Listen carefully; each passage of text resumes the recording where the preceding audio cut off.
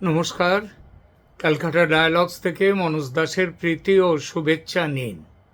ভাবা গিয়েছিল পৃথিবী যে যুদ্ধের কবলে পড়েছে, যুদ্ধ হচ্ছে মধ্যপ্রাচ্যে, ইরান, আমেরিকা, ইসরায়েল, লেবানন এইসব নিয়ে, কিন্তু তার রেশ পড়েছে মধ্যপ্রাচ্য ছাড়িয়ে সারা পৃথিবীতে। আমাদের ভারত, বাংলাদেশ, এশিয়া, কেন সারা ইউরোপ, সমস্ত দেশেই। এর কারণটা, এটা যখন কারণ আপনারা জানেন, গত কিছুদিন আগে এটার একটা যুদ্ধবিরতি চুক্তি হয়েছিল। সেই চুক্তির সেই সমঝোতাটা ভেঙে যাচ্ছে, এই খবর এসছে। আজকের আলোচনা এই বিষয়টা নিয়ে। ইরান আমেরিকা যুদ্ধবিরতির সমঝোতা কার্যত ভেঙে পড়েছে এবং দুই দেশ সরাসরি সামরিক সংঘাতে আবার জড়িয়ে পড়ছে, যেখানে ইসরায়েল প্রত্যক্ষভাবে অনুপস্থিত আছে। কিন্তু এই সংকটের মূল উৎস এবং উত্তেজনার একটা বড় অংশের জন্য দায়ী কিন্তু ইসরায়েল। এই পরিস্থিতিটা কেন হলো, কেন যুদ্ধবিরতি ভাঙল, তাই নিয়ে কিছু কথা। এখন চলতি বছরের ফেব্রুয়ারির শেষে যুক্তরাষ্ট্র ও ইসরায়েল যৌথভাবে, 28শে ফেব্রুয়ারি, যৌথভাবে ইরানের বিরুদ্ধে হামলা শুরু করেছিল, যার লক্ষ্য ছিল কি দুটো প্রধানত: তেহরানের পরমাণু কর্মসূচি ধ্বংস করা এবং শাসনতান্ত্রিক পরিবর্তন ঘটানো। শাসনতান্ত্রিক পরিবর্তন মানে খামেনেইর শাসন, সেখানে যে ইসলামিক রিপাবলিক গার্ডস এবং তাদের শাসন যেটা রয়েছে সেইটা শেষ করে দেয়া। দীর্ঘ লড়াইয়ের পর পাকিস্তানের মধ্যস্থতায় একটি সমঝোতা স্মারক সই হয় গত মাসে, যার লক্ষ্য ছিল 60 দিনের মধ্যে স্থায়ী চুক্তিতে পৌঁছানো। কিন্তু জুনের শেষে হরমুজ প্রণালীতে তেলবাহী ট্যাঙ্কারে হামলার অভিযোগ তুলল যুক্তরাষ্ট্র। হামলা কে করেছে? ইরান। এবং সেই অভিযোগের সত্যতাও ছিল। সেই অভিযোগ তুলে ইরানে আবার হামলা চালিয়েছে আমেরিকা। যদিও পরে আবার একদিকে হামলাও চলছে, আবার দুই পক্ষ সামরিক সংঘাত বন্ধ করে কিভাবে আলোচনায় সম্মত হওয়া যায় সেটাও কিন্তু তারা জারি রেখেছে। এইটা একটা সামান্য শান্তির পক্ষে একটা সামান্য আমাদের সান্ত্বনা আছে। তবে সেই ভঙ্গুর সমঝোতা বেশি দিন টেকেনি। জুলাইয়ের প্রথম সপ্তাহে ন্যাটো সম্মেলনে আঙ্কারায়, তুরস্কে, প্রেসিডেন্ট ট্রাম্প ঘোষণা দেন যে ইরানের সঙ্গে সমঝোতা স্মারক শেষ। কারণ ইরান হরমুজ প্রণালীতে বাণিজ্যিক জাহাজে হামলা চালিয়ে চুক্তি লঙ্ঘন করেছে। এর জবাবে ইরানের পররাষ্ট্রমন্ত্রী আব্বাস আরাগচি তিনি দাবি করেন তেহরান নিজের প্রতিশ্রুতি রক্ষা করেছে এবং আমেরিকাই চুক্তির শর্ত ভেঙেছে।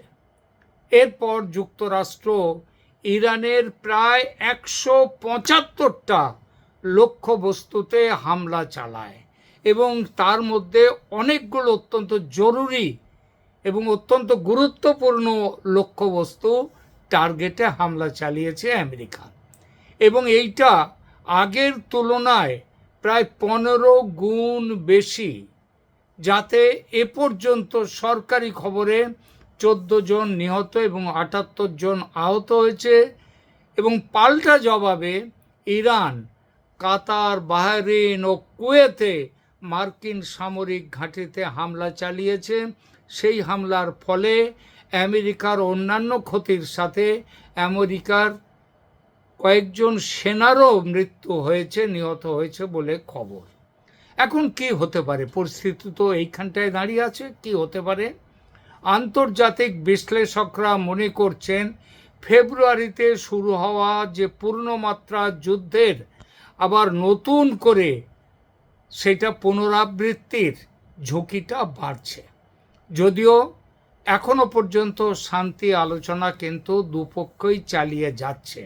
কিন্তু মূল অনিশ্চয়তার জায়গা যেগুলো, সেগুলো কিন্তু তাতে কোনো উন্নতি নেই। এক, হরমুজ প্রণালী, ইরান একাধিকবার এই কৌশলগত জলপথ বন্ধ ঘোষণা করেছে, যা বিশ্বে তেল সরবরাহের জন্য বড় ঝুঁকি তৈরি করেছে। যদিও যুক্তরাষ্ট্রের সহায়তায় বাণিজ্যিক জাহাজ চলাচল আংশিক অব্যাহত রয়েছে, কিন্তু উত্তেজনা সেখানে পুরো মাত্রায়। দ্বিতীয়ত, হরমুজ প্রণালী ছাড়া আছে লেবানন ফ্রন্ট। হিজবুল্লাহ তাদের উত্তর সীমান্তে সংঘাত পুনরায় শুরু করার প্রস্তুতি নিচ্ছে বলে ইসরায়েল জানিয়েছে, যা যুদ্ধবিরতি চুক্তির একটা অংশ ছিল, যে হিজবুল্লাহ উত্তর সীমান্তে লেবাননে সেখানে তারা সংঘাত শুরু করবে না।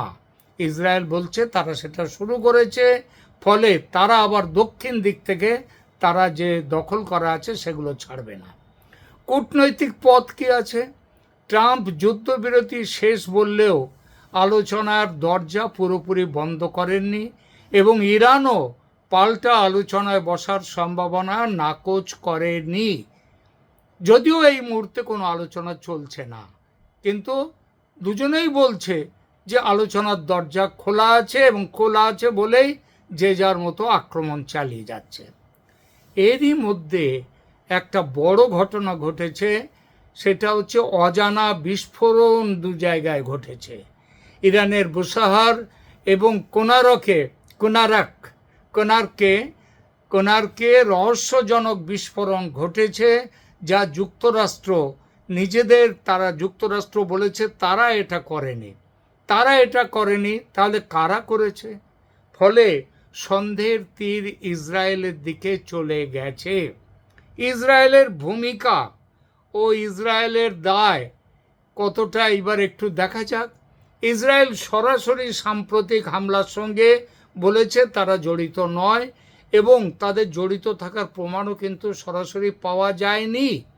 এই সংকটের মূল কাঠামোতে সেটা না থাকলেও, তারা নিজেরা জড়িত নয় বললেও এই সংকটের মূল কাঠামো তৈরি হয়েছে, কিন্তু তাদের ভূমিকা যে আছে সেটা উপেক্ষা করা যায় না।